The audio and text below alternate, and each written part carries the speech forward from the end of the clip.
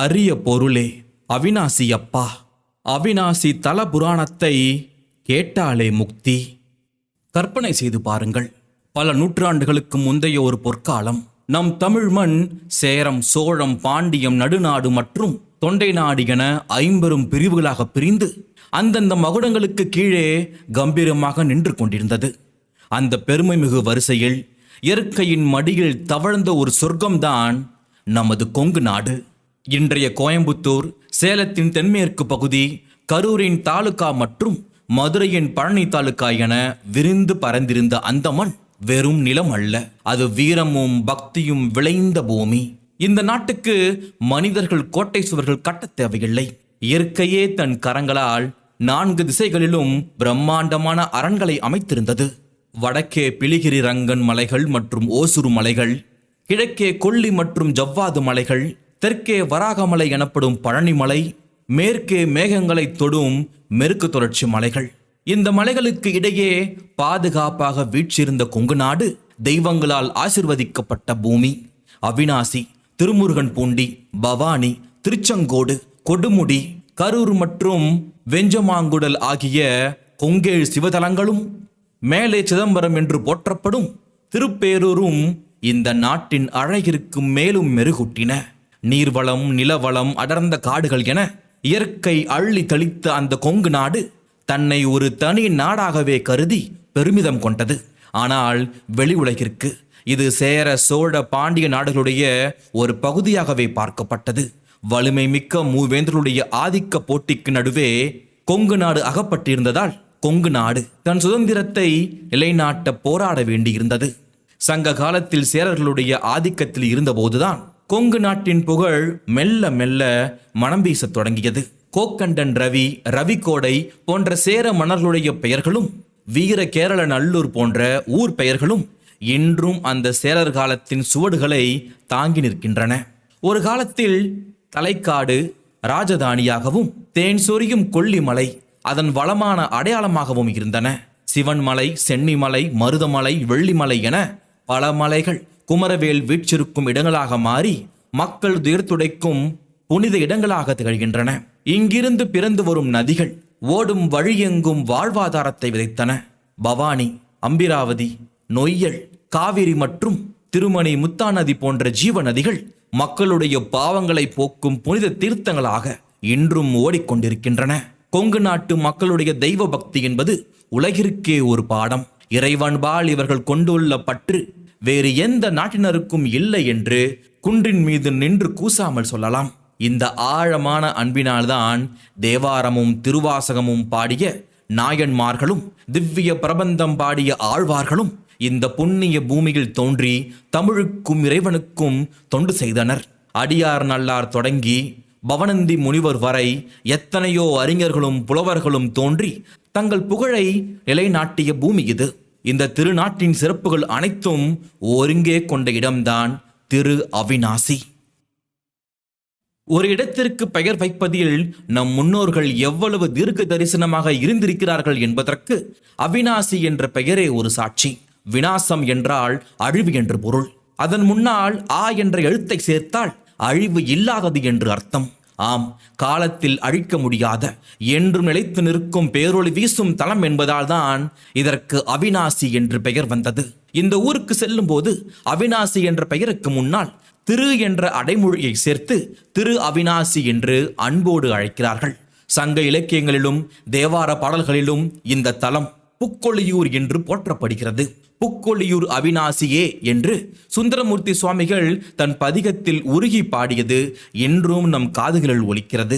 இறைவனுடைய திருநாமமான அவிநாசியப்பரே அந்த ஊருக்கும் பெயராக அமைந்து விட்டது எவ்வளவு சிறப்பான ஒன்று. உங்களுக்கு தெரியுமா, அவிநாசி வெறும் ஊர் மட்டுமல்ல, அது தென்காசி, வாரணாவாசி, தென் பிரயாக என்றும் அழைக்கப்பட்டிருக்கிறது. வடக்கே இருக்கும் காசி மாநகருக்கு எந்த விதத்திலும் இது குறைந்ததல்ல. அங்கிருக்கும் புண்ணிய கங்கையை தன்னுள் கொண்டுள்ள தனி பெருமை அவிநாசிக்கு உண்டு. தொலைதூரத்தில் இருக்கும் காசிக்கு செல்ல முடியாதவர்கள் இந்த அவிநாசிக்கு வந்து இறைவனை தரிசித்தால் அதே பலனை பெறுவார்கள் என்பது நம்பிக்கை. நறுமணம் கமழும் கொங்கு மண்டலத்தின் வடபரிசார நாடு என்ற பகுதியில் எழில் கொஞ்சும் இடத்தில் அவிநாசி அமைந்திருக்கிறது. பல்லடம் தாலுகாவின் வடமேற்கு பகுதியில் வரலாற்று சின்னங்கள் சூழ இந்த தலம் வீற்றிருக்கிறது. அவிநாசி அப்பரை தரிசிக்க நீங்கள் எங்கு வேண்டுமானாலும் வரலாம். 4 திசைகளிலும் வழிகள் திறந்திருக்கின்றன.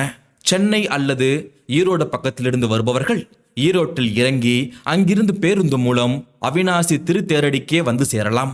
ரயிலில் வர விரும்புபவர்கள் திருப்பூர் அல்லது வஞ்சிபாளையம், அதாவது அவிநாசி ரோடு ரயில் நிலையங்களில் இறங்கி அங்கிருந்து மிக எளிதாக அவிநாசியை சென்றடையலாம். தென் தமிழகத்தில் இருந்து, அதாவது மதுரை திருநெல்வேலியிலிருந்து வருபவர்கள் பழனி வழியாக தாராபுரம் பல்லடம் கடந்து திருப்பூர் மார்க்கமாக அவிநாசியை அடையலாம். கேரளா அல்லது கோயம்புத்தூரில் இருந்து வருபவர்கள் போத்தனூர் அல்லது கோயம்புத்தூர் வந்து அங்கிருந்து பேருந்து மூலம் மிக குறைந்த செலவில் அவிநாசியை எட்டலாம். நீலகிரி அல்லது மைசூர் பக்கம் இருந்து வருபவர்கள் மேட்டுப்பாளையம் வழியாகவோ அல்லது சத்தியமங்கலம் அன்னூர் வழியாகவோ வந்து அவிநாசி அப்பருடைய பாதங்களை சேரலாம். காலம் காலமாக தன் புகழை இழக்காமல் தன்னை நாடி வரும் பக்தர்களுக்கு முக்தியை வாரி வழங்கும் இந்த அழிவற்ற அவிநாசி தலத்தின் மூர்த்திகளை பற்றியும் அவரது அளப்பரிய மகிமையை பற்றியும் நீங்கள் தெரிந்து கொள்ள வேண்டும். ஒரு திருத்தலத்திற்கு அந்த இறைவனுடைய பெயரே அமைவது என்பது அந்த இறைவனுடைய பேராற்றலுக்கு கிடைத்த மிகப்பெரிய சான்று. அவிநாசி அப்பர் எனும் திருநாமமே அவிநாசி திருத்தலத்திற்கும் சூட்டப்பட்டிருக்கிறது. புந்தி உறைவாய் புக்கொழியூர் அவிநாசியே என்று சுந்தரமூர்த்தி சுவாமிகள் தன் குறிஞ்சி பண்ணில் உருகி பாடுகிறார். அதேபோல் மணிவாசக பெருமான் தன் ஆனந்த மாலையில் அரிய பொருளே அவிநாசி அப்பா என்று அழைத்து அந்த இறைவனை தன் இதயத்தில் இருத்தி புகழ்கிறார். அவிநாசி தல புராணமும் இந்த இறைவனை திரு அவிநாசி பரமர் என்று போற்றி துதிக்கிறது. அவிநாசி அப்பருடைய திருவுருவம் மனிதர்களாகிய நம்மால் செதுக்கியது அல்ல. அது ஒரு சுயம்பு வடிவம். சிற்பிகளுடைய ஒளிப்படாமல் தானாகவே தோன்றிய அருட்கோலம் இது. இதை பற்றி இளையான் கவிராயர் தனது அவிநாசி தல புராணத்தில் ஒரு வியப்பான செய்தியை கூறுகிறார். காசி விஸ்வநாத மூலலிங்கத்தின் ஒரு வேர் தெற்கு நோக்கி ஓடி அதன் முனையில் முளைத்து தோன்றியதுதான் இந்த அவிநாசி லிங்கம். அதனால்தான் காசியில் கங்கையில் மூழ்கி விஸ்வேஸ்வரனை தரிசிப்பதும் தென் காசியான அவிநாசியில் கங்கை தீர்த்தத்தில் மூழ்கி அவிநாசி அப்பரை தரிசிப்பதும் ஒன்றுதான் என்பது ஆன்றோர் வாக்கு. காசியில் வாசி அவிநாசி என்ற பழமொழி பிறந்தது இதனால்தான். அவிநாசி அப்பரின் கருணை எல்லையில்லாதது. தேவர்களும் முனிவர்களும் மட்டுமல்ல, சாதாரண மனிதர்களும் விலங்குகளும் கூட இவரை வணங்கி தங்கள் குறைகளை தீர்த்து கொண்டுள்ளார்கள். அதற்கான சாட்சியாக ஒரு பட்டியலே இருக்கிறது. அகிலாண்ட நாயகியான பெருங்கருணாலய செல்வி, படைப்பு கடவுளான பிரம்மன் மற்றும் இந்திரன், ஆதிசேஷன் மற்றும் நாகக்கன்னிகைகள், அரிதுவன் என்ற அரசன் மற்றும் மாலவ தேசத்து வேடுவர் தலைவன் வியாதன், சண்கண்ணன் என்ற வழிபறி கல்வனும், அரம்பை என்ற தேவகன்னிகையும், தடாகை என்ற அரக்கியும், ஏன் ஒரு சாதாரண காகம் கூட இவரிடம் அருள் பெற்றுள்ளன. எஞ்சுகுந்தன் என்ற வணிகன், தர்மசேனன் என்ற வேந்தன் மற்றும் நாவலூர் நம்பியான சுந்தரமூர்த்தி சுவாமிகள், இப்படி பலதரப்பட்ட உயிர்களுக்கும் முக்தி அளித்த இந்த புண்ணிய மூர்த்தியின் பெருமையை சொல்லால் விவரிக்க இயலாது. காணாத கண்கள் காட்ட வல்லகரை கண்டேனே என்று சுந்தரர் பாடிய வரிகள் இந்த இறைவனுடைய ஆற்றலை இன்றும் நமக்கு நினைவூட்டுகின்றன. அவிநாசி அப்பருடைய திருவருளைப் போலவே இங்கு இருக்கும் தீர்த்தங்களும் தனிச்சிறப்பு வாய்ந்தவை. காசிக்கு நிகரான அந்த கங்கை தீர்த்தத்தின் மகிமையை நீங்கள் தெரிந்து கொள்ள வேண்டும். அவிநாசி திருத்தலத்திற்கு பெருமை சேர்ப்பவை அங்குள்ள புனிதத்தன்மை வாய்ந்த 3 தீர்த்தங்கள் ஆகும். அந்த 3 தீர்த்தங்கள் எவை தெரியுமா? கிணற்று வடிவில் உள்ள காசி கங்கை தீர்த்தம், நதி உருவில் ஓடும் திருநள்ளாறு மற்றும் தடாகமாக பரவியிருக்கும் திருக்குளம். இந்த 3லும் முதன்மை பெற்றதும் எல்லோரால் விரும்பி நீராடப்படுவதும் காசி கங்கை தீர்த்தம்தான். இந்த கங்கை தீர்த்தம் அவிநாசி அப்பரின் சுயம்பு லிங்கத்திற்கு ஈசான திசையில் ஒரு கிணற்றின் வடிவில் அமைந்திருக்கிறது. கோவிலுக்கு வெளியே உள்ள திருக்குளத்தில் முதலில் நீராடிவிட்டு அதன் பின்னரே இந்த கங்கை தீர்த்தத்தில் முழுக வேண்டும் என்பது காலம் காலமாக மக்கள் கடைபிடிக்கும் ஒரு மரபு. கயிற்றில் செம்பு அல்லது பித்தளை பாத்திரங்களை கட்டி நீரை இறைத்து முழுக வேண்டும். இந்த நீர் எப்படிப்பட்டது தெரியுமா? நல்ல மனம் போல் தெளிந்து இளநீல நிறத்துடன் வற்றாத ஜீவ நதியைப் போல என்றும் குறையாமல் நிறைந்து காணப்படுகிறது. பங்குனி மாத யுகாதி பண்டிகைக்கு முன்னதாக ஆயிரக்கணக்கான மக்கள் வாத்தியங்கள் முழங்க காவடி எடுத்து வந்து இதில் மூழ்கி நீரை கலசங்களில் எடுத்து செல்வார்கள். அந்த புனித நீரை தங்கள் கிராம தெய்வங்களுக்கு அபிஷேகம் செய்து ஆனந்தப்படுவார்கள். இந்த தீர்த்தம் எப்படி உருவானது என்பதற்கு பிரம்மாண்ட புராணம் ஒரு சுவாரஸ்யமான கதையை கூறுகிறது. வைதர்ப்பன் என்ற அரசனும் அவனது தேவி சந்திரிகையும் பிள்ளை வரம் வேண்டி நாரதருடைய அறிவுரைப்படி அவிநாசிக்கு வந்து நீண்ட காலம் இறைவனை வழிபட்டனர். அவர்களுடைய பக்திக்கு மெச்சிய இறைவன் முனிவர் வடிவில் வந்து புத்திர பேறு அளித்தது மட்டுமின்றி அங்கே ஒரு தீர்த்தத்தையும் உருவாக்கினார்.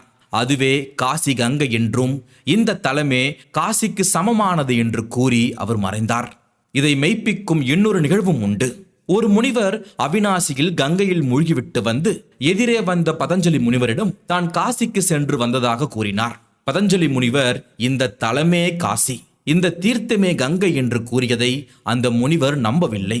உடனே பதஞ்சலி முனிவர் அவிநாசி கங்கைக்குள் ஒரு தண்டத்தை வீசினார். பின் இருவரும் காசிக்கு சென்று கங்கையில் மூழ்கிய போது அவிநாசியில் வீசப்பட்ட அந்த தண்டம் காசியில் மிதந்து வந்ததை முனிவர் கண்டு உண்மையை நம்பினார். அடுத்து இரண்டாவதாக அமைந்திருப்பது நதி உருவத்தில் உள்ள திருநள்ளாறு. இது அவிநாசியப்பர் ஆலயத்தின் வடக்கு மதில் சுவரை ஒட்டி கிழக்கு நோக்கி ஒரு சிற்றாறாக ஓடுகிறது.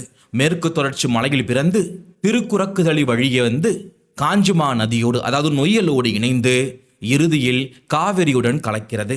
வடமொழியில் சாதரி என்று அழைக்கப்படும் இந்த நதி கங்கைக்கு நிகரானது. இதில் மூழ்கி சிவ வழிபாடு செய்தால் பாவங்கள் நீங்கி இம்மை இன்பம் கிடைக்கும் என்று தலபுராணம் கூறுகிறது. ஆனால் இவ்வளவு புனிதமான நதியை இன்று மக்கள் முறையாக போற்றாமல் அசுத்தம் செய்து வருவது மிகவும் வருத்தத்திற்குரியது. மூன்றாவதாக இருப்பது தடாக வடிவிலான திருக்குளம். இது ஆலயத்தின் வெளிமுற்றத்தில் கொடிமரத்திற்கு நேர் எதிரே சதுர வடிவில் அமைந்திருக்கிறது. 4 புறமும் தென்னை மரங்கள் சூழ்ந்து நிற்க நடுவில் ஒரு மண்டபத்துடன் காட்சியளிக்கும் இந்த குளத்திற்கு செல்லங்க சமுத்திரம் என்று பெயர். விஜயநகர மன்னர் அச்சுதராயர் இதனை வெட்டுவித்தார். முதலை பிள்ளையை உமிழ்ந்த அற்புதத்திற்கு தாமரை குளம் சாட்சியாக இருப்பது போல ஒரு மீன் சிவலிங்கத்தை உமிழ்ந்த அற்புதத்திற்கு இந்த செல்லங்க சமுத்திரம் சாட்சியாக நிற்கிறது. குருநாத பண்டாரம் என்ற பெரியார் ஆன்மார்த்தமாக பூஜித்து வந்த சிவலிங்கத்தை அகங்காரம் பிடித்த அதிகாரி ஒருவன் பறித்து இந்த குளத்தில் வீசினான். அதோடு நில்லாமல் அந்த பெரியாரை கட்டாயப்படுத்தி தாமரை குளத்தின் உடைப்பை சரி செய்யும் பணியிலும் ஈடுபடுத்தினான். வேலையை முடித்த அந்த பெரியார் தன் சிவலிங்கம் திரும்ப கிடைக்காவிட்டால் உயிரை விடுவேன் என்று அவிநாசி அப்பரை உருகி வேண்டினார். இறைவனுடைய கருணையால் ஒரு மீன் அந்த சிவலிங்கத்தை கரையில் கொண்டு வந்து உமிழ்ந்தது. இதை நிரூபிக்கும் வகையில் திருநள்ளாறு கற்பாலத்திற்கு அருகே உள்ள ஒரு சிறு கோவிலில் மீன் சிவலிங்கத்தை உமிழும் காட்சியும் அதை அந்த குருநாத பண்டாரம் என்ற பெரியார் கையில் ஏந்தும் காட்சியும் கற்சிலையாக இன்றும் வடிக்கப்பட்டுள்ளது. இப்படி ஒவ்வொரு துளி நீரிலும் பக்தியும் அற்புதமும் கலந்திருக்கும் அந்த அவிநாசி திருத்தலத்தில் இறைவனை எப்படி வணங்க வேண்டும், அதற்கான வழிமுறைகள் என்ன? இந்த உலகில் கிடைப்பதற்கரிய மானிட பிறவியை பெற்ற நாம் அடைய வேண்டிய மிக உயர்ந்த பயன் எல்லாம் வல்ல இறைவனின் பொற்பாதங்களை வணங்கி இன்புறுவதுதான். இந்த உலக இன்பங்கள் நிரந்தரமானவை அல்ல. இப்போது இன்பமாக தோன்றுவது அடுத்த கணமே துன்பமாக மாறலாம். அலைபாய்ந்து கொண்டும் தீய வழிகளில் செல்ல துடித்து கொண்டும் இருக்கும் மனித மனதை அமைதிப்படுத்தி தூய்மைப்படுத்துவதுதான் திருக்கோவில்கள். அதனால்தான் ஔவையாரும் ஆலயம் தொழுவது சாலவும் நன்று என்று பாடினார். நீங்கள் கோவிலுக்குள் நுழையும் போது ஒலிக்கும் மணி ஓசைக்கு என்ன அர்த்தம் தெரியுமா? இறைவனை வழிபட்டு உய்ய வாருங்கள், உய்ய வாருங்கள் என்று மக்களை அழைக்கும் தெய்வ குரல்கள்தான் அந்த மணி ஓசை. இப்படிப்பட்ட ஆலயத்திற்குள் சென்று தெய்வங்களை முறைப்படி வழிபடும் நெறிமுறைகளை நம் முன்னோர்கள் மிக தெளிவாக விளக்கியுள்ளார்கள். அவிநாசி அப்பருடைய கோபுரத்தை எப்படி வணங்க வேண்டும் என்பதையும் தெளிவாக சொல்லியிருக்கிறார்கள். கோவிலுக்குள் செல்வதற்கு முன் உடலையும் உள்ளத்தையும் தூய்மைப்படுத்திக் கொள்ள வேண்டும். திருக்குளத்திலோ அல்லது புனித நதியிலேயோ நீராடி தூய்மையான ஆடைகளை உடுத்திக் கொள்ள வேண்டும். திருநீறு பூசி ருத்ராட்சம் அணிந்து இறைவனுக்கு படைக்க கற்பூரம், தேங்காய், பழம், வெற்றிலை பாக்கு, மலர்கள் ஆகியவற்றை எடுத்து செல்ல வேண்டும். ஆலயத்திற்குள் நுழையும் முன் வனலாவி நிற்கும் கோபுரத்தை ஸ்தூதால லிங்கமாக பாவித்து முதலில் கைதொழுது வணங்க வேண்டும். கோபுர தரிசனம் செய்ய வேண்டும். உள்ளே நுழைந்ததும் பலிபீடத்திற்கு அருகே கம்பீரமாக நிற்கும் கொடிமரத்தின் எதிரே நின்று இறைவனை வணங்க வேண்டும். இந்த வணக்கம் 3 வகைப்படும். 1. மூன்றங்கம், அதாவது தலைக்கு மேல் 2 கைகளையும் குவித்து வணங்குவது. 2வது பஞ்சங்கம், அதாவது தலை, 2 கைகள், 2 முழங்கால்கள் ஆகிய 5ம் தரையில் படும்படி வணங்குவது. பெண்கள் இவ்வாறு வணங்க வேண்டும். 3வது அஷ்ட அங்கம், தலை, மேவாய், 2 கைகள், 2 காதுகள், 2 தோள்கள் ஆகிய 8 உறுப்புகளும் தரையில் படும்படி விழுந்து வணங்குவது. ஆண்கள் இவ்வாறு வணங்க வேண்டும். கிழக்கு மேற்கு நோக்கிய சன்னதிகளில் வடக்கு முகமாகவும், வடக்கு தெற்கு நோக்கிய சன்னதிகளில் கிழக்கு முகமாகவும் நின்று குறைந்தது 3 முறையாவது வணங்க வேண்டும். அடுத்து கொடிமரத்தை வணங்கிய பின் சிவபெருமானுடைய வாகனமாகிய நந்தி தேவரை வணங்கி அவரிடம் உள்ளே செல்ல அனுமதி பெற வேண்டும். ஆலயத்தை எப்போதும் வலப்புறமாக சுற்றி வர வேண்டும். மோட்சத்தை மட்டும் விரும்புபவர்கள் இடப்புறமாக சுற்றி வருவது வழக்கம். ஒவ்வொரு தெய்வத்திற்கும் ஒரு கணக்கு உண்டு. விநாயகரை 1 முறையும், சிவபெருமானை 5, 7, 9, 15 அல்லது 21 முறையும், முருகபெருமான் உள்ளிட்ட மற்ற மூர்த்திகளை 4 முறையும், பார்வதி தேவியை குறைந்தது 3 முறையும் வலம் வர வேண்டும். சுற்றி வர இடமில்லாத கோவில்களில் நின்ற இடத்திலேயே தங்களை வலமாக சுற்றி கொள்ளும் ஆத்ம பிரதட்சணம் செய்யலாம். முதலில் விநாயகர், பிறகு சிவபெருமான், தொடர்ந்து நடராஜர், தட்சணாமூர்த்தி, சோமஸ்கந்தர், சந்திரசேகரர், சுப்பிரமணியர், நால்வர், 63 என முறைப்படி வலம் வந்து இறுதியாக பார்வதி தேவியை தரிசிக்க வேண்டும். கற்பூரம் ஏற்றி அர்ச்சனை செய்து மனமுருகி பிரார்த்திக்க வேண்டும். இறுதியாக சண்டீஸ்வரருடைய சன்னதிக்கு சென்று 3 முறை கைகளை தட்டி நாம் செய்த சிவ தரிசனத்தின் பலனை தரும்படி அவரிடம் வேண்டி பெற வேண்டும். வெளியே வருவதற்கு முன்பு கொடிமரத்தின் அருகில் வடக்கு முகமாக அமர்ந்து நமச்சிவாய என்ற பஞ்சாட்சர மந்திரத்தை 108 முறை சொல்ல வேண்டும். பிறகு எழுந்து பைரவமூர்த்தியை வணங்கி கைகளை தட்டி நான் சிவனுடைய சொத்து எதையும் இங்கிருந்து எடுத்து செல்லவில்லை என்று மனதார உறுதி கூறிவிட்டே வெளியேற வேண்டும். இது ஒரு பக்கம் இருக்க, புண்ணியங்களை அள்ளித்தரும் ஆலயங்களில் சில தவறுகளை செய்தால் அது பெரும் பாபமாகிவிடும், சிவ அபச்சாரமாகிவிடும். அது என்ன தெரியுமா? ஆலயத்திற்குள்ளே இருக்கும் நந்தவனங்களில் அசுத்தம் செய்வது, எச்சில் உமிழ்வது, வெற்றிலை பாக்கு போடுவது கூடாது. கோவிலுக்குள் உணவு உண்பதோ, வீண் வார்த்தைகள் பேசுவதோ, சத்தமாக சிரிப்பதோ கூடாது. நந்தி தேவருக்கும் சிவபெருமானுக்கும் குறுக்கே செல்லக்கூடாது. அவசரமாக வலம் வரக்கூடாது. இறைவனுக்கு முதுகு காட்டி வணங்கக்கூடாது. இவ்வளவு நுட்பங்களையும் இறைவனுடைய அளப்பரிய அருளையும் தன்னுள் அடக்கி கொண்டிருப்பதால் தான் அதற்கு ஆலயம் என்று பெயர். லயம், அதாவது ஆன்மாக்கள் ஒடுங்கும் இடம், அதாவது எல்லாம் அடங்கியுள்ள இடம் என்பதே இதன் உண்மையான பொருள். இப்படிப்பட்ட மன தூய்மையோடு நாம் வணங்கும் அவிநாசியப்பர் ஆலயத்தின் பழமை எத்தகையது? அங்குள்ள கல்வெட்டுகள் கூறும் மன்னர்களுடைய ரகசியங்கள் என்ன? கொங்கு மண்டலத்தில் வடபரிசார நாடு என்று அழைக்கப்படும் பகுதியில் உள்ள சிவாலயங்களில் முதன்மையானதாகவும் புகழுடன் விளங்குவதும் இந்த அவிநாசியப்பர் ஆலயமே. இந்த ஆலயம் எவ்வளவு தொன்மையானது தெரியுமா? அதற்கான ஆதாரங்கள் வெறும் கதைகள் அல்ல, அவை கல்வெட்டுகளாகவும் அருளாளர்களுடைய பாடல்களாகவும் நம் முன்னே விருந்து கிடைக்கிறது. இன்று நாம் காணும் இந்த ஆலயம் மிக தொன்மையானது என்பதற்கு பல வலுவான காரணங்கள் இருக்கின்றன. சுந்தரமூர்த்தி சுவாமிகள் கிபி 9ஆம் நூற்றாண்டு, ஏறத்தாழ 1200 ஆண்டுகளுக்கு முன்பு தமிழகம் போற்றிய சைவ சமய குரவர்களில் ஒருவரான ஸ்ரீ சுந்தரமூர்த்தி சுவாமிகள் இந்த ஆலயத்திற்கு எழுந்தருளி அவிநாசியப்பரை வணங்கியுள்ளார். இதுவே இந்த ஆலயத்தின் பழமைக்கு மிகச்சிறந்த சான்று.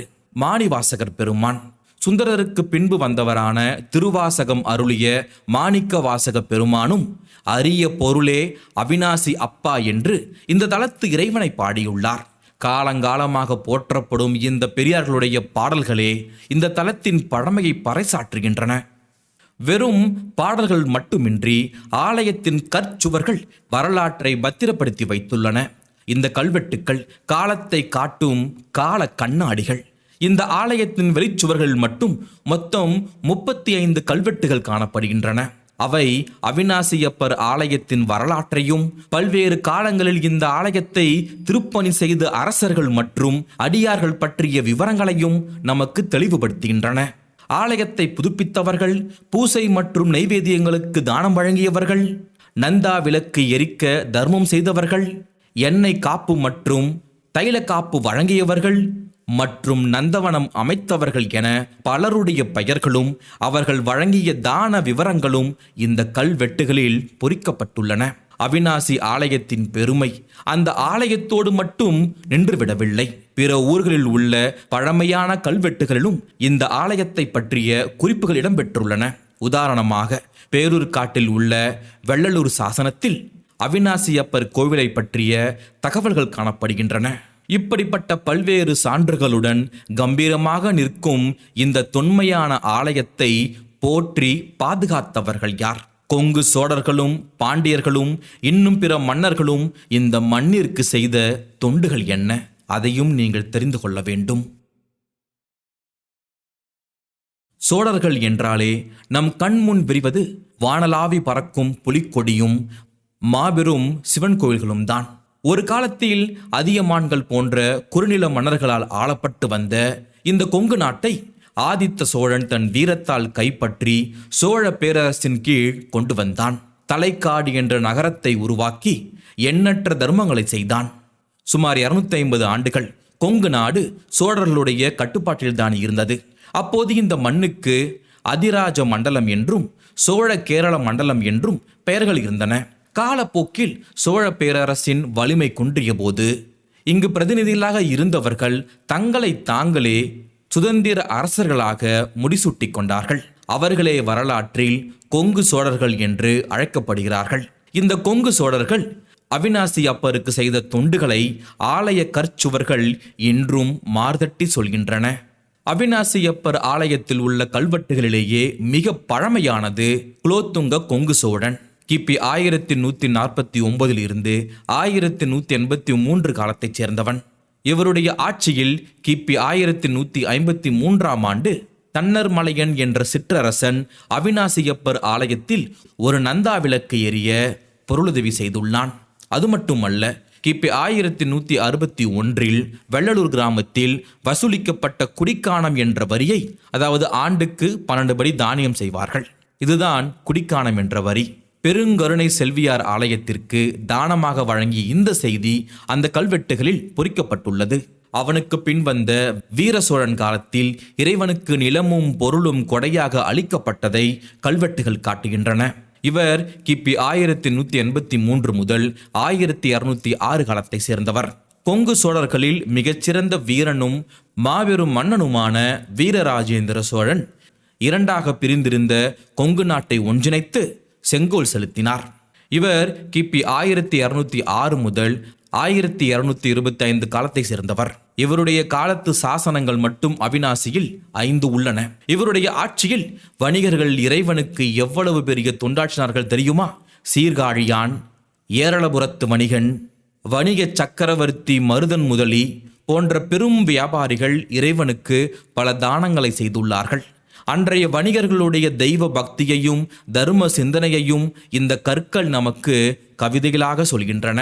இந்த மன்னனுடைய மகனான நச்சினார்கினியார் அவிநாசி அப்பருக்கும் அம்மைக்கும் சனிக்கிழமைகளில் எண்ணெய் காப்பு சாத்துவதற்காக செய்த எண்ணெய் தானம் ஒரு கல்வெட்டில் அழகாக குறிப்பிடப்பட்டுள்ளது. இந்த மன்னர்கள் வெறும் வீரர்களாக மட்டும் இல்லை, கோனிரன்மை கொண்டான் என்ற சிறப்பு பட்டங்களை புனைந்திருந்தார்கள்.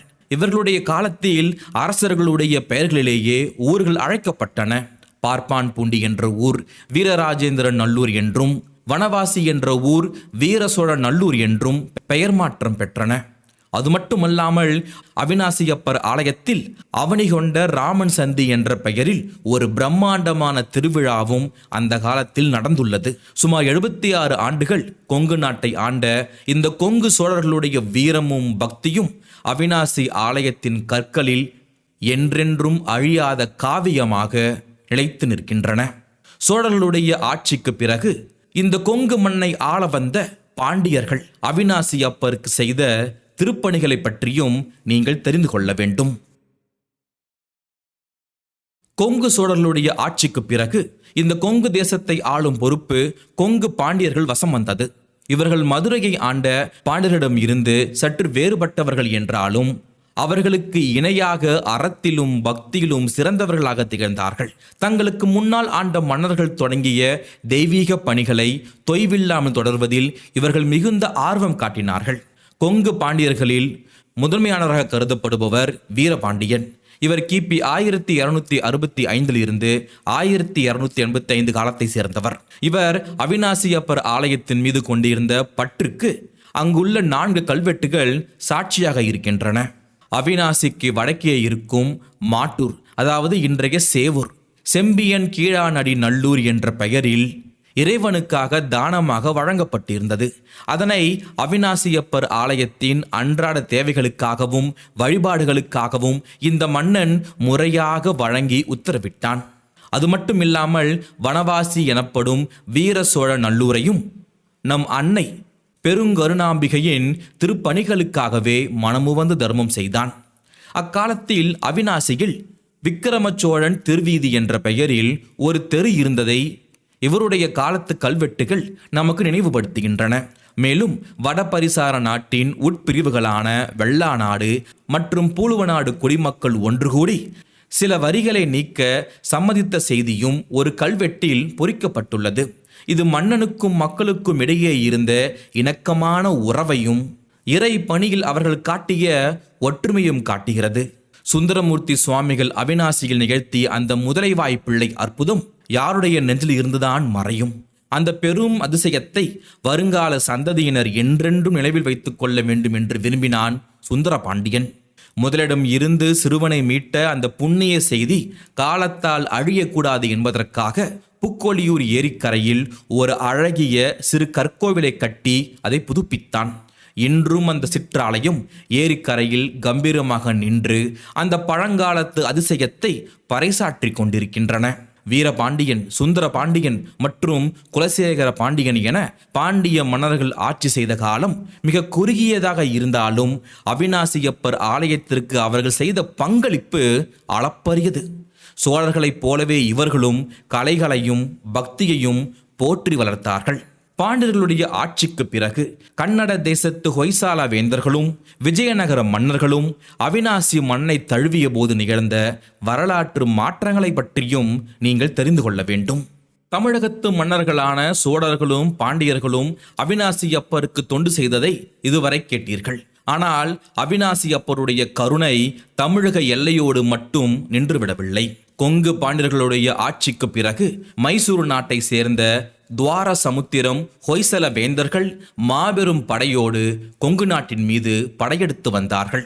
போரில் பாண்டியர்களை வென்று கொங்கு நாட்டை தங்கள் அதிகாரத்தின் கீழ் கொண்டு வந்தார்கள்.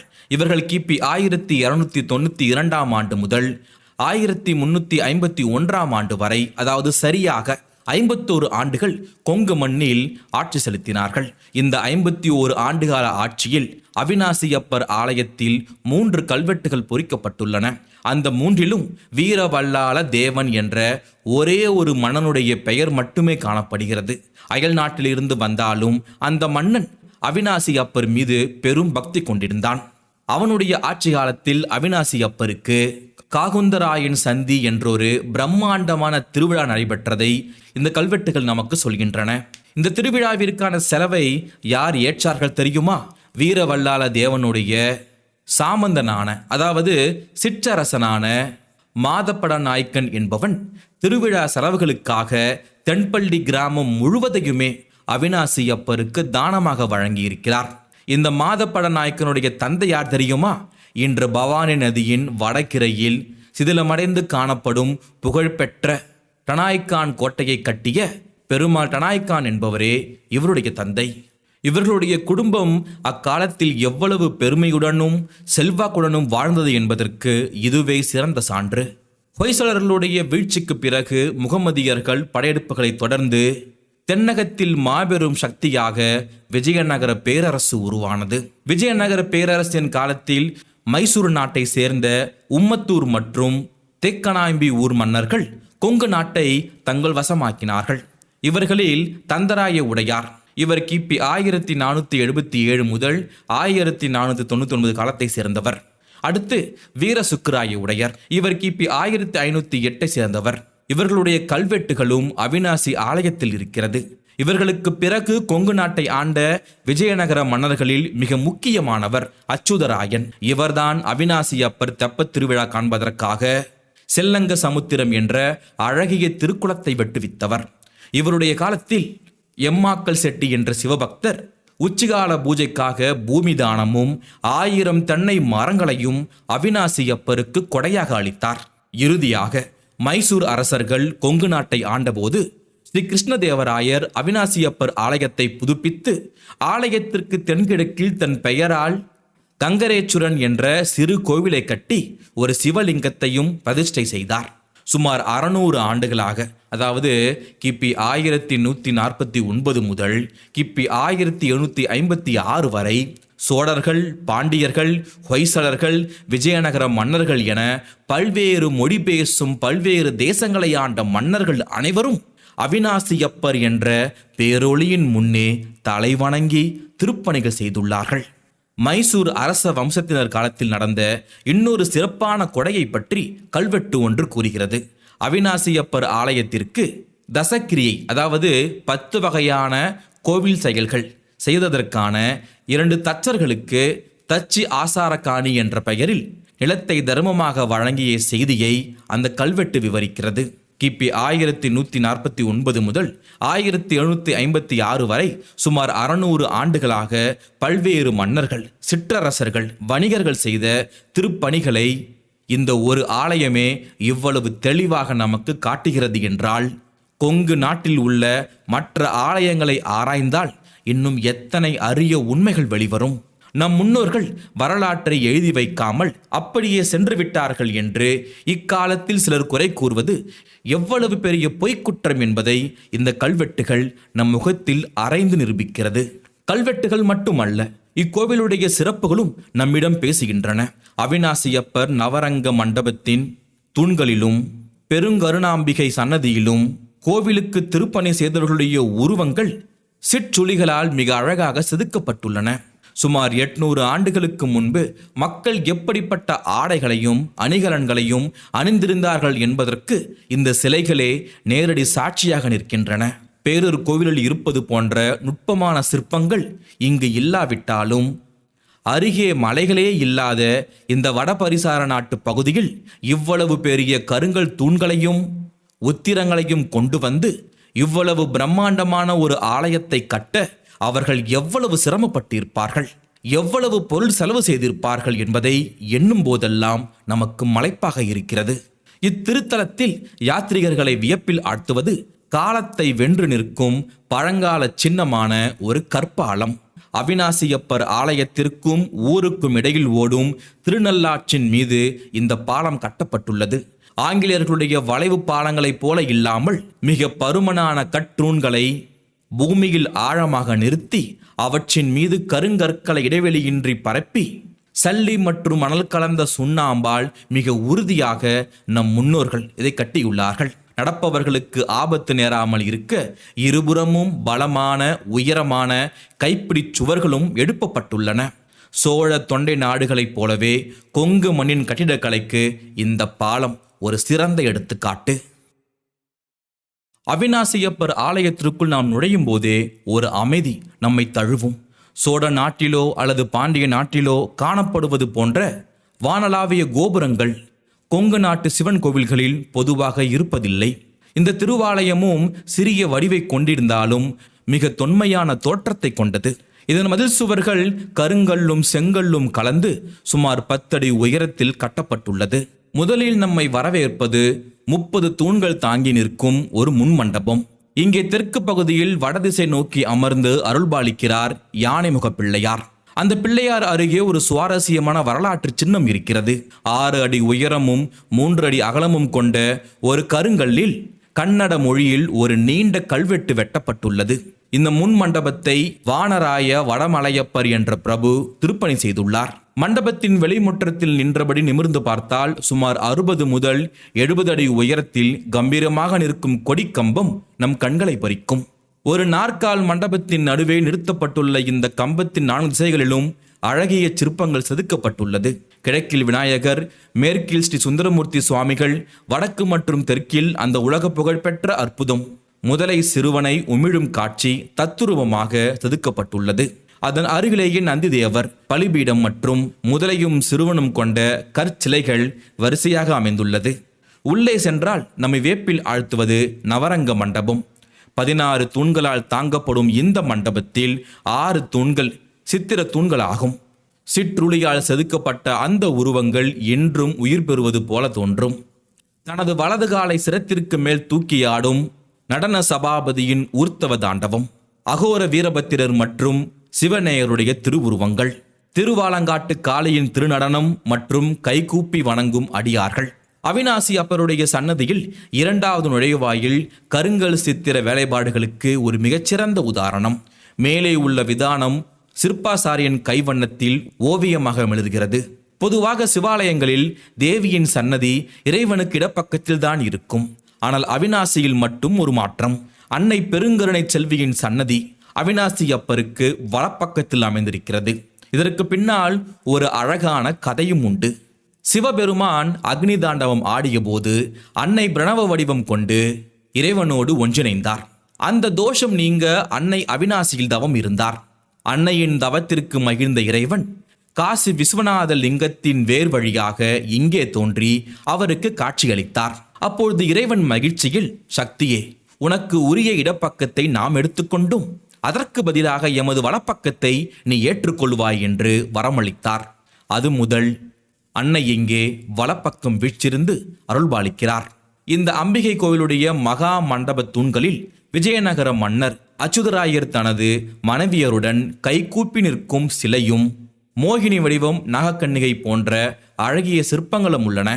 இறுதியாக நாம் அவிநாசி அப்பருடைய மூலஸ்தானத்தை அடைகிறோம். அங்கே இறைவன் லிங்க வடிவில் ஆவுடையாருடன் எழுந்தருளியுள்ளார். இந்த ஆலயத்தை சுற்றி இன்னும் பல சிறப்புகள் உள்ளன. 8 அடி உயரமுள்ள பிரம்மாண்டமான துவாரக பாலகர்கள், மலை வடிவான பீடத்தில் வீற்றிருக்கும் தண்டபாணி, ஒரே கல்லில் செதுக்கப்பட்ட 1000 லிங்கம், பஞ்சலிங்கங்கள் மற்றும் சப்தமாதர்கள், நினைத்ததை நிறைவேற்றும் வரப்பிரசாதியாக திகழும் காலபைரவர். இவருக்கு வடைமாலை சாத்துவது பக்தர்களுடைய விருப்பமான வேண்டுதல். ஆலயத்தின் ஒரு பகுதியில் சுந்தரமூர்த்தி சுவாமிகளும் மணிவாசகரும் பதிகம் பாடுவது போன்ற சிற்பங்கள் செதுக்கப்பட்டுள்ளன. இந்த திருத்தலத்தை சுற்றிலும் ஆன்மீக மனம் வீசுகிறது. அவிநாசி அப்பரை தரிசித்த கையோடு அருகிலேயே ஓடும் திருநள்ளாற்றின் வடகரையில் வீற்றிருக்கும் ஸ்ரீ கரிவரதராஜ பெருமாளையும் நாம் தரிசிக்கலாம். கற்களும் தூண்களும் இப்படி மௌனமாக பேசும் இந்த ஆலயத்தில் அந்த மாபெரும் அதிசயமான முதலை சிறுவனை உமிழ்ந்த நிகழ்வு எப்படி நடந்தது? சுந்தரமூர்த்தி சுவாமிகள் பாடிய அந்த பதிகத்தின் ஆற்றல் என்ன? அதையும் நீங்கள் தெரிந்து கொள்ள வேண்டும். கிபி 825ஆம் ஆண்டு தன் ஆருயிர் நண்பரான மலைநாட்டு மன்னர் சேரமான் பெருமான நாயனாரை காண்பதற்காக சுந்தரர் சோழ நாட்டை விட்டு கொங்கு நாட்டிற்குள் நுழைகிறார். வழியில் நமது புக்கொழியூர் எனப்படும் அவிநாசி மண்ணில் காலடி எடுத்து வைக்கிறார். அன்றைய புக்கொழியூர் இன்றைய நிலையைப் போல் இல்லை. எங்கு பார்த்தாலும் அடர்ந்த சோலைகள், மலர் வனங்கள், வேத ஒலிகள் முழங்கும் வீதிகள் என மங்களம் பொங்கும் ஊராக இருந்தது. புக்கொழியூர் என்ற பெயருக்கே ஒரு மாபெரும் அர்த்தம் உண்டு. பிரளய காலம் வரும்போது தேவர்களும் மக்களும் புகலிடம் தேடி ஒளிந்து கொள்ளும் ஒரு பாதுகாப்பான இடமே புக்கொழியூர் ஆகும். அப்போது ஒரு அந்தணர் வீதியில் நடந்து செல்லும்போது ஒரு விசித்திரமான காட்சியை அவர் காண்கிறார். ஒரு வீட்டிலிருந்து மங்கள வாத்தியங்களும் மகிழ்ச்சி ஒளியும் ஒலிக்கிறது. ஆனால் அதற்கு நேர் எதிரே உள்ள மற்றொரு வீட்டிலிருந்து நெஞ்சை உருக்கும் அழுகை சத்தம் கேட்கிறது. ஒரே வீதியில் ஒரே நேரத்தில் இன்பமும் துன்பமும் இப்படி மோதிக்கொண்டதை கண்ட சுந்தரர் அதிர்ச்சி அடைந்து அங்கிருந்தவர்களிடம், என்னது இது, என்ன நடக்கிறது இங்கே என்று கேட்கிறார். ஊர் மக்கள் கண்ணீரோடு அந்த பதபதைக்கும் கதையை சொல்கிறார்கள். சுவாமி, 3 ஆண்டுகளுக்கு முன்பு 5 வயதுடைய 2 சிறுவர்கள் அங்குள்ள திருக்குளத்தில் நீராட சென்றார்கள். அப்போது ஒரு கொடிய முதலை வந்து ஒரு சிறுவனை விழுங்கிவிட்டது. தப்பிய மற்ற சிறுவன் பத்திரமாக வீடு திரும்பினான். இன்று அந்த தப்பிய சிறுவனுக்கு முப்பிரினுள் அணிவிக்கும் மங்கள விழா அந்த வீட்டில் நடக்கிறது. ஆனால் முதலையிடம் மகனை பறிகொடுத்த தாய் தந்தையரோ, ஐயோ, இன்று நம் மகனும் உயிரோடு இருந்திருந்தால் அவனுக்கும் இந்த மங்கள விழா நடத்தியிருக்கலாமே என்று நினைத்து மாண்ட மகனுக்காக கதறி அழுது கொண்டிருக்கிறார்கள் என்று சொன்னார்கள். இந்த கதையை கேட்ட சுந்தரருடைய இதயம் கனத்து போனது. அப்போது மாண்ட சிறுவர்களுடைய பெற்றோர் சுந்தரர் வந்திருப்பதை அறிந்து தங்கள் அழுகையை நிறுத்திவிட்டு ஓடோடி வந்து அவருடைய பாதங்களில் விடுகின்றார்கள். மகனை இழந்த சோகத்திலும் சுந்தரரை தரிசித்த மகிழ்ச்சியிலும் அவர்கள் முகத்தில் ஒரு தெளிவு பிறந்திருக்கிறது. அவர்கள் தன் மீது வைத்துள்ள அந்த ஆழமான பக்தியை கண்ட சுந்தரர் நெகிழ்ந்து போனார். கலங்காதீர்கள், உங்கள் பாலனை முதலை வாயில் இருந்து மீட்டு தராமல் நான் கோவிலுக்குள் நுழைய மாட்டேன் என்று உறுதியளிக்கிறார். கேட்டவர்களுக்கு உடல் சிலிர்த்து போனது. மாண்டவன் எப்படி திரும்புவான், அதுவும் 3 ஆண்டுகள் கழித்து? ஆனால் மக்கள் எதுவும் பேசாமல் ஒருவித மௌன கட்டுப்பாட்டோடு சுந்தரரை பின்தொடர்ந்து திருக்குளத்தை அடைகின்றார்கள்.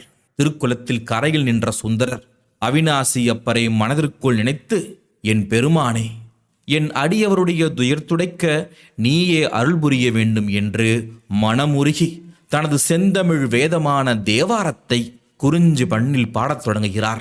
எற்றால் மறக்கேன் எழுமைக்கும் எம்பெருமானையே, ஊற்றாய் என்று உன்னையே ஒழுகுகின்றேன் உணர்ந்து உள்ளத்தால், புற்று ஆடு அரவா புக்கொழியூர் அவிநாசியே, பற்றாக வாழ்வேன் பசுபதியே பரமேட்டியே. ஒவ்வொரு வரியாக பாட பாட அந்த இடமே அதிர்கிறது. 4வது பாடலில் உரைப்பார் உரையுகந்து உள்கவல்லார் தங்கள் உச்சியாய், அரைக்கு ஆடு அரவா ஆதியும் அந்தமும் ஆயினாய், புரைக்காடு சோலை புக்கொழியூர் அவிநாசியே, கரைக்கால் முதலையை பிள்ளை தர சொல்லு காலனையே என்று அவர் பாடி முடித்த மறுகணம் ஒரு மாபெரும் அற்புதம் நிகழ்கிறது. காலதேவனுடைய ஆணைப்படி அலைகளை கிழித்து கொண்டு ஒரு பிரம்மாண்டமான முதலை கரையை நோக்கி வருகிறது. எல்லாருமே திகைத்து நிற்க அந்த முதலை தன் அகன்ற வாயை திறக்கிறது. உள்ளே இருந்து என்ன ஒரு ஆச்சரியம்! 3 ஆண்டுகளுக்கு முன்பு விழுங்கப்பட்ட அந்த சிறுவன் அந்த 3 ஆண்டுகளும் வளர்ந்திருந்தால் எப்படி இருப்பானோ அதே வளர்ச்சியோடு தூங்கி எழுந்தவனைப் போல கண்விழித்து வெளியே வருகிறான். மகனை கண்ட தாய் பாய்ந்து சென்று அவனை 2 கைகளாலும் அள்ளி மார்போடு அணைத்துக் கொள்கிறாள். வறுமையில் வாடியவனுக்கு புதையல் கிடைத்தது போல அவள் அடைந்த ஆனந்தத்திற்கு அளவே இல்லை. அந்த சிறுவனோடு வந்து சுந்தரருடைய கால்களில் விழுந்து வணங்குகிறார். ஊர் மக்கள் அனைவரும் இந்த அதிசயத்தை கண்டு பேச வார்த்தைகள் என்று சிலையாக நின்று திக்குமுக்காடுகிறார்கள். சுந்தரரோ, இது என் செயல் அல்ல, எல்லாம் அந்த அவிநாசி அப்பருடைய கருணை என்று கூறி எஞ்சிய 6 பாடல்களையும் பாடி முடிக்கிறார். பின்னர் மீண்டு வந்த சிறுவனுக்கும் அதே நாளில் முப்பிரினுள் அணிவிக்கும் விழாவை சிறப்பாக நடத்தி வைத்துவிட்டு ஊர் மக்களுடன் சென்று அவிநாசி அப்பரை மனமுருக தரிசித்தார். தமிழ் மொழிக்கு எப்பேற்பட்ட சக்தி இருக்கிறது! செந்தமிழால் சிவனை பாடினால் மாண்ட உயிரும் மீண்டு வரும் என்பதை உலகிற்கு நிரூபித்து காட்டிய பெருமை நமது கொங்கு நாட்டின் அவிநாசிக்கு மட்டுமே உண்டு. இந்த மாபெரும் அற்புதத்தை நிகழ்த்திய சுந்தரமூர்த்தி நாயனார் யார் தெரியுமா? நம்பியாரூர் என்பது அவருடைய இயற்பெயர். அந்த நாட்டு மன்னரான நரசிங்க முனையரையரால் தத்தெடுக்கப்பட்டு அரசபோகத்தில் வளர்ந்தவர். அவருக்கு திருவெண்ணநல்லூரில் திருமணம் நடக்கவிருந்தபோது சாட்சாத் அந்த சிவபெருமானே ஒரு முதியவர் வடிவில் வந்து இவன் என் அடிமை என்று ஓலையை காட்டி தடுத்து ஆட்கொண்டார். இறைவனையே எதிர்த்து வாதாடியதால் வன்தொண்டர் என்று பட்டம் பெற்றவர். பித்தா என்று இறைவனே அடியெடுத்து கொடுக்க தேவார தமிழ் பாடிய அந்த உத்தம சிவஞானிதான் நமது சுந்தரர். இக்காலத்தில் ஆங்கில கல்வி பயின்ற சிலர் 3 ஆண்டுகளுக்கு முன்பு முதலை விழுங்கி சீரணித்த ஒரு உடல் எப்படி மீண்டும் உயிரோடு வரும்? இது இயற்கைக்கு முரணானது என்று வாதிடுவார்கள். ஆனால் அந்த வாதம் எவ்வளவு தவறானது தெரியுமா? நெருப்பு என்றால் புகை இருக்க வேண்டும் என்பது இயற்கை விதி. அதற்காக புகையே வராத மின்சார விளக்கை பார்த்து இது நெருப்பல்ல, ஒளியல்ல என்று சொல்வது எப்படி ஒரு முட்டாள்தனமோ அதுபோல்தான் நமது சாதாரண அறிவை கொண்டு சிவஞானிகளுடைய பேராற்றலை அளப்பதும். சுந்தரர் ஒரு ஜீவன் முத்தர். அவருக்கு இயற்கையின் விதிகளை மாற்றும் ஆற்றல் உண்டு. அது மட்டுமல்லாமல் மனித உடலுக்குள் நுண்ணுடம்பு என்ற ஒன்று உண்டு. அது அழிவதில்லை. இறைவனுடைய அருளால் அந்த சூக்கும தேகம் நொடி பொழுதில் மீண்டும் பரு உடம்பை பெற முடியும். எல்லாம் வல்ல இறைவன் செய்யும் ஆக்கல், அழித்தல், அழித்தல், மறைத்தல், அருளல் என்ற ஐம்பெரும் தொழில்களை செய்யும் ஈசத்துவம் என்ற மாபெரும் சித்தி இறைவனுடைய அருள் பெற்ற சிவஞானிகளுக்கும் உண்டு. திருஞான சம்பந்தர் சாம்பலிலிருந்து பூம்பாவை உயிர்ப்பித்தது ஆக்கல் சக்தி. சம்பந்தரை எதிர்த்த புத்தன் மீது இடிவிட செய்தது அழித்தல் சக்தி. சுந்தரர் முதலைவாய் பிள்ளையை மீட்டு நெடுநாள் வாழ செய்தது காத்தல் சக்தி. மாணிக்க வாசகரை வீட்டின் பக்கத்தில் இருந்து தற்காலிகமாக பிரித்து உலகின் இருவினை பயனை நுகர செய்தது மறைத்தல் சக்தி. சம்பந்தர் தன்னுடைய திருமணத்தில் அனைவரையும் பேரொளியில் கலக்க செய்து முக்தி அளித்தது. இந்த அற்புதங்கள் புகழுக்காக செய்யப்பட்டவைகள்ல. உயிர்கள் மீது அவர் கொண்ட பெருங்கருணையால் இறைவனுடைய அனுமதியோடு செய்யப்பட்டவை. இது அருளல் சக்தி. துரைமங்கலம் சிவபிரகாச சுவாமிகள் தனது நால்வர் நான்மணி மாலையில் இந்த அற்புதத்திற்கு ஒரு ஆழமான தத்துவ விளக்கத்தை அளிக்கிறார். குலம் என்பது வளைந்த நமது உடல். முதலை என்பது மும்மலங்கள், அதாவது ஆணவம், கண்மம், மாயை. அந்த அந்தன சிறுவன் என்பது தூய்மையான ஆத்மா, ஜீவன். கரையில் உமிழ்தல் என்பது நாதாந்தம் என்ற எல்லையில் ஆன்மா முக்தி பெறுதல். சுந்தரர் என்ற ஒரு சத்குரு ஆணவம் என்ற முதலையிடம் சிக்கிய ஆன்மாவை மீட்டு சிவபெருமானிடம் சேர்ப்பித்தார் என்பதே இதனுடைய ஆழமான பொருளாகும். தண்ணி தண்டமிழ் சோலே மறுபுல சொற்களோ சாட்சிர் என்று திருவிளையாடல் புராணம் இந்த தமிழ் வேதத்தின் பேராற்றலை வியந்து பாடுகிறது. பெரிய புராணம், திருப்புகழ் என பல நூல்கள் இந்த அற்புதத்தை பறைசாற்றுகின்றன. முதலை பிள்ளையை உமிழ்ந்த அற்புதத்திற்கு தாமரை குலம் சாட்சியாக இருப்பது போல, ஒரு மீன் சிவலிங்கத்தை உமிழ்ந்த அற்புதத்திற்கு செல்லங்க சமுத்திரம் சாட்சியாக நிற்கிறது. குருநாத பண்டாரம் என்ற பெரியார் ஆன்மார்த்தமாக பூஜித்து வந்த சிவலிங்கத்தை அகங்காரம் பிடித்த அதிகாரி ஒருவன் பறித்து இந்த குளத்தில் வீசினான். அதோடு நில்லாமல் அந்த பெரியாரை கட்டாயப்படுத்தி தாமரை குலத்தின் உடைப்பை சரி செய்யும் பணியிலும் ஈடுபடுத்தினான். வேலையை முடித்த அந்த பெரியார் தன் சிவலிங்கம் திரும்ப கிடைக்காவிட்டால் உயிரை விடுவேன் என்று அவிநாசி அப்பரை உருகி வேண்டினார். இறைவனுடைய கருணையால் ஒரு மீன் அந்த சிவலிங்கத்தை கரையில் கொண்டு வந்து உமிழ்ந்தது. இதை நிரூபிக்கும் வகையில் திருநள்ளாறு கற்பாலத்திற்கு அருகே உள்ள ஒரு சிறு கோவிலில் மீன் சிவலிங்கத்தை உமிழும் காட்சியும், அதை அந்த குருநாத பண்டாரம் என்ற பெரியார் கையில் ஏந்தும் காட்சியும் கற்சிலையாக இன்றும் வடிக்கப்பட்டுள்ளது. இன்று பொக்கொழியூர் எவ்வளவோ மாறிவிட்டாலும் அந்த ஏரிக்கரை என்றும் அழியாமல் நிற்கிறது. அங்கே சுந்தரருக்கு ஒரு அழகிய சிற்றாலயம் உண்டு. முதலையின் கல் மற்றும் செம்பு சிலைகள் அங்கே வைக்கப்பட்டுள்ளது. இன்றும் ஆண்டுதோறும் பங்குனி மாதம் மக நட்சத்திரம் துவாதசி அன்று முதலைவாய் பிள்ளை அழைப்பித்த உற்சவம் மிக கோலாகலமாக கொண்டாடப்பட்டு வருகிறது. இப்படி ஒவ்வொரு கல்லிலும் ஒவ்வொரு சொல்லிலும் காவியம் படைக்கும் இந்த அவிநாசி மண்ணுடைய புகழை நாம் போற்ற வேண்டும். அவிநாசி திருத்தலம் என்பது வெறும் வழிபாட்டிடம் மட்டுமல்ல, அது கலைகளும் திருவிழாக்களும் சங்கமிக்கும் ஒரு மாபெரும் அரங்கம். இந்த ஆலயத்தின் நிர்வாகம் 3 பரம்பரை வேளாள தர்மகர்த்தாக்கள் மற்றும் ஒரு கமிட்டியின் மூலம் மிக நேர்த்தியாக நடத்தப்பட்டு வருகிறது. அரசாங்கத்தின் நிதியுதவியோடு பல சிவநேச செல்வர்கள் தங்கள் சொந்த பொறுப்பில் இங்கே விழாக்களையும் தர்மங்களையும் நடத்தி வருகிறார்கள். ஒரு ஆண்டின் 12 மாதங்களிலும் அவிநாசியப்பர் எப்படி பல கோலங்களில் வீதியுலா வருகிறார் என்பதை நாம் தெளிவாக தெரிந்து கொள்ள வேண்டும். முதலாவது, சித்திரை பெருவிழா. ஆண்டின் தொடக்கமான சித்திரை மாதத்தில் 11 நாட்கள் இந்த மாபெரும் திருவிழா நடைபெறும். ஒவ்வொரு நாளும் காலையிலும் மாலையிலும் சுவாமியும் அம்மனும் வெவ்வேறு வாகனங்கள் எழுந்தருளி வீதி உலா வருகிறார்கள். இந்த விழாவின் சிகரம் என்ன தெரியுமா? அவிநாசியின் பிரம்மாண்டமான திருத்தேர். கொங்கு மண்டலத்திலேயே இவ்வளவு பெரிய தேரை நீங்கள் எங்கும் காண முடியாது. அந்த பிரம்மாண்டமான தேரை இழுக்க சுமார் 30,000 முதல் 40,000 பக்தர்கள் திரண்டு வருவார்கள். ஹரஹர மகாதேவா என்ற கோஷம் விண்ணை முட்ட அந்த பெரும் தேர் அசைந்து வரும் காட்சி நம் கண்கள் காண கொடுத்து வைத்த வரம். அடுத்து 2வது, வைகாசி வசந்த உற்சவம். கோடை காலமான வைகாசியில் அவிநாசி அப்பர் குளுமை பெற 3 நாட்கள் வசந்த உற்சவம் கொண்டாடப்படும். ஊருக்கு அருகிலுள்ள புதுநந்தவனத்தில் அமைந்துள்ள வசந்த மண்டபத்தில் இந்த விழா நடைபெறும். வைகாசி விசாகத்தன்று நடைபெறும் இடப வாகன காட்சி மிகவும் விசேஷமானது. அடுத்து மூன்றாவது ஆணி திருமஞ்சனம். ஆணி மாதத்தில் ஆடவல்லாலான ஸ்ரீ நடராஜ பெருமானுக்கு நடைபெறும் ஒரு நாள் விசேஷ அபிஷேகமும் அலங்கார பெருவிழாவும் பக்தர்களை பரவசப்படுத்தும். அடுத்து நான்காவது ஆடிப்பூரம். ஆடி மாதத்தில் நம் அன்னை பெருங்கருணாம்பிகைக்கு 5 நாட்கள் உற்சவம் நடைபெறும். ஐந்தாவது ஆவணி மூலம். ஆவணி மாதத்தில் நடைபெறும் இந்த உற்சவத்தை 1000 தலைவர்கள் என்று அழைக்கப்படும் எண்ணெய் வாணிய செட்டியார்கள் தங்கள் சமூகத்தின் சார்பில் மிகச் சிறப்பாக தொன்று தொட்டு நடத்தி வருகிறார்கள். அடுத்த 6வது புரட்டாசி நவராத்திரி. அன்னை பராசக்திக்கு எடுக்கப்படும் 9 நாள் நவராத்திரி கொலு உற்சவம் தேவஸ்தானத்தின் சார்பில் கோலாகலமாக நடைபெறும். அடுத்து 7வது ஐப்பசி கந்தசஷ்டி.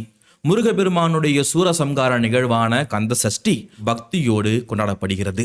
8வது கார்த்திகை தீபம் மற்றும் மார்கழி திருவாதிரை.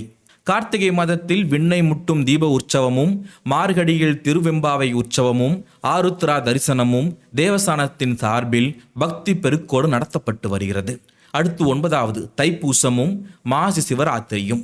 தை மாதத்தில் பூச உற்சவமும், மாசி மாதத்தில் அவிநாசி அப்பருக்கு விடிய விடிய நடைபெறும் மகா சிவராத்திரி அபிஷேகமும் நெஞ்சை உருக்கும் வண்ணம் இருக்கும். அடுத்த 10வது பங்குனி. அவிநாசியின் மிக முக்கியமான தனித்துவமான திருவிழா இதுதான். சுந்தரமூர்த்தி சுவாமிகள் முதலை வாயிலிருந்து சிறுவனை மீட்ட அந்த அதிசயத்தை நினைவு கூறும் வகையில் பங்குனி மாதத்தில் மக நட்சத்திரம் கூடிய துவாதசி நன்னாளில் 4 நாட்கள் இந்த உற்சவம் நடைபெறும். அக்காலத்தில் இந்த ஆலயத்தில் நடைபெறும் பல்வேறு சேவைகளுக்கான கட்டணங்கள் மிக குறைவாகவும் மக்கள் பங்களிப்பை ஊக்குவிக்கும் வகையிலும் இருந்தது. சுவாமி அர்ச்சனைக்கு 2 அணா, மகா நைவேத்தியத்திற்கு 1 ரூபாய், வடமாலை சாத்துவதற்கு 108 வடைக்கு 1 ரூபாய் 8 அணா, 1008 வடமாலைக்கு 12 ரூபாய். இப்படி ஒவ்வொரு சேவைக்கும் ஒரு நியாயமான தொகை நிர்ணயிக்கப்பட்டு ஆலய பணிகள் நடைபெற்று வந்தது. இப்படி ஆண்டின் 12 மாதங்களும் இறைவனுடைய புகழ்பாடும் விழாக்களால் அவிநாசி ஒரு ஆன்மீக தலைநகரமாகவே திகழ்கிறது. ஆலயம் இல்லாத ஊரில் குடியிருக்க வேண்டாம் என்ற பழமொழிக்கு சான்றாக திகழ்வது நமது அவிநாசி. இந்த ஊரின் இதய பகுதியாக விளங்குவது அவிநாசியப்பர் திருக்கோவில். அந்த திருக்கோவிலை மையமாக வைத்தே இந்த ஊர் மிக நேர்த்தியாக வடிவமைக்கப்பட்டுள்ளது. அவிநாசி ஒரு அழகான சதுர வடிவில் அமைந்திருக்கிறது. ஆலயத்தை சுற்றி 4 முக்கிய ரத வீதிகள், தேரோடும் வீதிகள் கம்பீரமாக விரிந்து கிடக்கிறது. கிழக்கு ரத வீதி, இதுவே ஊரின் முகப்பு பகுதி. இங்கேதான் பிரம்மாண்டமான திருத்தேர் நிலைநிறுத்தப்பட்டிருக்கும் தேரடி அமைந்திருக்கிறது. மேற்கு ரத வீதி, வடக்கு ரத வீதி மற்றும் தெற்கு ரத வீதி, இந்த 4 வீதிகளும் ஒன்றை ஒன்று இணைத்து ஆலயங்களை சுற்றி ஒரு பாதுகாப்பு வளையம் போல அமைந்துள்ளது. இந்த ரத வீதிகளை தவிர அவற்றிற்கு உள்ளேயும் வெளியேயும் பல தெருக்கள் இருக்கின்றன, பிரிகின்றன. அக்ரஹாரம், வேளாளர் தெருக்கள், செட்டியார் தெருக்கள் என அந்தந்த சமூக மக்கள் பன்னெடுங்காலமாக வாழ்ந்து வரும் பகுதிகள் இங்கே தனித்தனியாகவும் அதே சமயம் ஒருமித்த உணர்வோடும் அமைந்துள்ளன. ஒவ்வொரு தெருவும் சுத்தமாகவும் காற்றோட்டமாகவும் இருப்பது என்பது இந்த ஊருடைய தனிச்சிறப்பு. அவிநாசி ஒரு பன்முகத்தன்மை கொண்ட ஊர். இங்கே பல்வேறு கலைகளிலும் தொழில்களிலும் சிறந்த மக்கள் வாழ்ந்து வருகிறார்கள். வேதாந்தம் பயின்ற அந்தணர்கள், நிலத்தை வளப்படுத்தும் வேளாண் பெருமக்கள், வணிகத்தில் சிறந்த செட்டியார்கள், நெசவு தொழிலில் வல்லவர்களான தேவாங்கர் மற்றும் சாலியர்கள் மற்றும் கம்மாளர், கைக்கோளர், மலைவடுகர் என பல சமூகத்தினர் ஒருவருக்கொருவர் துணையாக இங்கே வாழ்ந்து வருகிறார்கள். அக்காலத்து கணக்கெடுப்புப்படி, அதாவது சுமார் 1220-30களில் இந்த ஊரின் மொத்த ஜனத்தொகை சுமார் 5000 முதல் 6000 வரை இருந்தது. இதில் ஆண்களும் பெண்களும் சம அளவில் வாழ்ந்து வந்தார்கள். இவ்வளவு குறைவான மக்கள் தொகை இருந்தபோதே இந்த ஊர் ஒரு சிறந்த நகரத்துக்குரிய அனைத்து வசதிகளையும் தன்வசம் வைத்திருந்தது வியப்பிற்குரியது. வாணிபம் செழிக்க வாரந்தோறும் புதன்கிழமை இங்கே ஒரு சந்தை கூடும். அந்த சந்தையில் சுற்றியுள்ள கிராமங்களில் இருந்து மக்கள் திரண்டு வந்து தங்களுக்கு தேவையான பொருட்களை வாங்கி செல்வார்கள். இயற்கை எழில் கொஞ்சும் தென்னை மரங்களும் குளிர்ந்த காற்றும் பக்தியும் நிறைந்த இந்த அவிநாசியூர் காண்பவர் எவரையும் தன் வசப்படுத்தும் ஆற்றல் கொண்டது. ஒரு ஊரின் பெருமை என்பது அதன் கோபுர உயரத்தில் மட்டுமல்ல, அந்த ஊருக்கு வரும் அந்நியர்களையும் அடியார்களையும் அது எப்படி உபசரிக்கிறது என்பதில்தான் இருக்கிறது. அந்த வகையில் அவிநாசி ஒரு தர்மபுரி என்றே சொல்லலாம். இங்கு பசியோடு வருபவர்களுக்கு உணவும், தாகத்தோடு வருபவர்களுக்கு நீரும், ஞானம் தேடி வருபவர்களுக்கு நல்வழியும் காட்ட பல இடங்கள் இருந்தன. அவிநாசியில் பல நூற்றாண்டுகளாக சைவமும் தமிழும் தழைக்க பாடுபட்ட திருமடங்கள் பல உள்ளன. கொங்கேழு சிவதலங்களில் முதன்மை பெற்று விளங்கும் அவிநாசி வெறும் வழிபாட்டு தலமாக மட்டும் இருக்கவில்லை. அது கருணை பொங்கும் அன்ன சத்திரமாகவும் திகழ்ந்தது. தேரோடும் 4 ரத வீதிகளிலும் பல பொது தர்ம சத்திரங்களும், பல்வேறு சமூகத்தினர் தங்கி செல்ல திருமடங்களும், பசுமடம் மற்றும் உபநயன மடங்களும் அமைந்திருந்தன. இந்த சத்திரங்களை ஏதோ பெருமைக்காக கட்டவில்லை. நமது உடலும் செல்வமும் நிலையற்றவை, இன்றிலிருந்து நாளை அழியக்கூடியவை. நாம் செய்யும் தர்மங்களே நமக்கு உறுதுணையாய் உடன் வரும் என்று உணர்ந்த பல செல்வர்களால் இவை கட்டப்பட்டன. தொலை தூரத்திலிருந்து வரும் யாத்ரீகர்கள் இங்கு தங்கி இறைவனை தரிசித்து செல்ல இவை பேருதவியாக இருந்தன. அவிநாசியின் வீதிகளில் எல்லா சமூக மக்களும் ஒற்றுமையோடு தர்மம் செய்ததை நம்மால் புரிந்து கொள்ள முடிகிறது. சித்திரை மாதம் நடைபெறும் திருத்தேர்விழா அன்று இங்கு இருக்கும் 4 ரத வீதிகளிலும் அங்கு இருக்கின்ற 25க்கும் மேற்பட்ட பல்வேறு மடங்களில் உற்சவர் தங்கி அவருக்கு பூஜை செய்யப்படும். கிழக்கு ரத வீதி, மேற்கு ரத வீதி, வடக்கு மற்றும் தெற்கு ரத வீதிகளில் கிட்டத்தட்ட 25க்கும் மேற்பட்ட பல மடங்கள் இருக்கின்றன. இந்த மடங்களை தாண்டி சென்றால் புக்கொழியூர் தாமரை குளத்திற்கு தெற்கே புது நந்தவனமும், திருநாவுக்கரசு சுவாமிகள் திருமடாலயமும், பழைய நந்தவனமும் காணப்படுகிறது. இங்கிருக்கும் பெரியோர்கள் இறைவனுக்காகவே பல்வேறு அரிய மலர்களை பயிரிட்டு அதிகாலையில் ஆச்சாரத்தோடு அவற்றை பறித்து அவிநாசி அப்பருக்கும் அம்மைக்கும் அழகிய மாலைகளாக தொடுத்து சாத்தி வரும் பக்தி தொண்டு அளப்பரியது. அவிநாசி அப்பரை தரிசித்துவிட்டு அப்படியே ஒரு வண்டி ஏறி சுமார் 10 மைல் சுற்றளவுக்குள் ஒரு பயணம் சென்றால் எத்தனையோ பழம்பெரும் சிவதலங்களை நம்மால் தரிசிக்க முடியும். சுற்றில் எவ்வளவோ கோயில்கள் இருந்தாலும் எல்லாவற்றிற்கும் முத்தாய்ப்பாய் அமைவது பழைய நந்தவனத்திற்கு மேற்கே 2 மைல் தொலைவில் உள்ள ஆகாசராயன் கோவில். இந்த தெய்வம் மிகவும் சக்தி வாய்ந்தது. பொய் வழக்கு போடுபவர்களை இங்கே அழைத்து வந்து கோவில் முன்னே கற்பூரம் கொளுத்தி சத்தியம் செய்ய சொல்வார்கள். பொய் சத்தியம் செய்பவர்களை அந்த தெய்வம் உடனடியாக தண்டிப்பதை என்றும் கண்முன்னே காணலாம். அதனால்தான் இந்த பகுதி மக்களிடையே அபிஷேக அலங்கார வைபவங்களுக்கு அவிநாசியப்பர், ஆணை சத்தியத்திற்கு ஆகாசராயன் என்ற ஒரு புகழ்பெற்ற பழமொழியே என்றும் வழக்கில் இருக்கிறது. இறுதியாக அவிநாசி என்ற சொல்லுக்கு அழிவற்றது என்று பொருள். இந்த ஊரின் கல்வெட்டுகளும் சிற்பங்களும் சுந்தரர் நிகழ்த்திய அந்த பெரும் அற்புதமும் காலத்தால் அழிக்க முடியாதவை. முதலைவாய் பிள்ளை அழைப்பித்த அந்த புண்ணிய தலம் என்றும் பல்லாயிரக்கணக்கான பக்தர்களுக்கு நம்பிக்கையையும் அருளையும் வாரி வழங்கி கொண்டிருக்கிறது. அவிநாசி அப்பருடைய பேரருளும் பெருங்கருணாலய செல்வியின் அருட்கடாட்சமும் நம் அனைவருக்கும் கிடைக்க வேண்டிக் கொள்வோம். இந்த தல வரலாற்றை உணர்ந்து ஓதுபவர்கள் இம்மையிலும் மறுமையிலும் எல்லா நலன்களையும் பெற்று வாழ்வார்கள் என்பது திண்ணம்.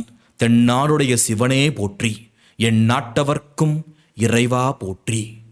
இந்த அருமையான வரலாற்று பதிவை தயாரித்து அதன் முழு உரிமையையும் கொண்டிருப்பவர் கீர்த்தி டெக்கரேட்டர் எஸ். கீர்த்திவாசன். இந்த ஒளிப்பதிவை ஒருங்கிணைத்து உருவாக்கியவர் எஸ். பிரதீப். இந்த வரலாற்று பதிவை ஆய்வு செய்து குரல் கொடுத்தவர் டீப் டாக்ஸ் தீபன்.